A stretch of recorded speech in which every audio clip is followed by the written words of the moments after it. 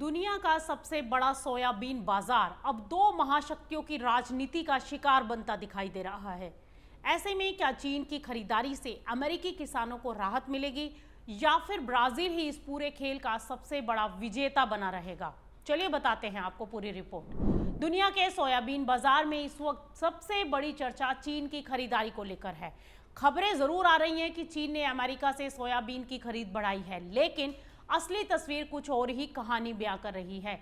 USDA के आंकड़ों के अनुसार इस साल 20 जुलाई तक चीन ने अमेरिका से करीब 19,96,000 टन सोयाबीन खरीदने की पुष्टि की है।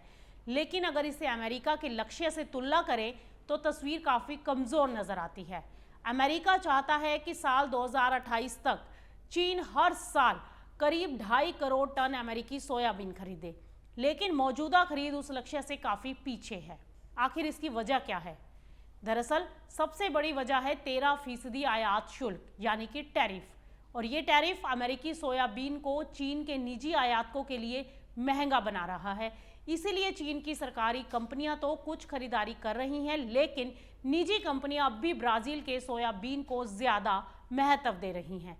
और इसकी वजह भी साफ है, क्योंकि ब्राजील के पास इस बार रिकॉर्ड सोयाबीन का उत्पादन है, कीमतें अमेरिका से ज्यादा कॉम्पिटिटिव हैं और निर्यात की व्यवस्था भी काफी मजबूत है। यही कारण है कि चीन के लिए आज भी ब्राजील सबसे भरोसेमंद और सस्ता सप्लायर बना हुआ है। इतना ही नहीं, बाजार का तो ये मानना है कि आने वाले समय में अर्जेंटीना के सोयाबीन की मांग भी बढ़ सकती है, क्योंकि वहां की कीमतें भी अमेरिकी सोयाबीन से कम हैं।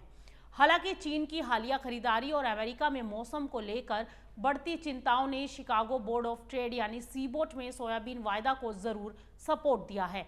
अगस्त और नवंबर के कॉन्ट्रैक्ट में थोड़ी बहुत तेजी देखने को मिली है, लेकिन बाजार की राय साफ है। जब तक टैरिफ कम नहीं होते तब तक अमेरिकी सोयाबीन निर्यात में कोई बड़ा उछाल आना मुश्किल है। अब पूरी दुनिया की नज़र सितंबर में प्रस्तावित डोनाल्ड ट्रंप और शी जिनपिंग की संभावित मुलाकात पर है। उम्मीदें हैं कि दोनों देशों के बीच व्यापार और टैरिफ को लेकर बातचीत हो सकती है, लेकिन फिलहाल ट्रेडर्स इस बात को लेकर आश्वस्त नहीं है कि इस बैठक से भी कोई बड़ा समाधान निकल पाएगा। इसीलिए बाजार ने अभी तक ऐसी किसी संभावित राहत को अपनी कीमतों में शामिल नहीं किया है। यानी कि इससे साफ है कि विदेशी सोयाबीन बाजार में फिलहाल राजनीति, टैरिफ और कंपटीशन तीनों का असर एक साथ साफ दिखाई दे रहा है।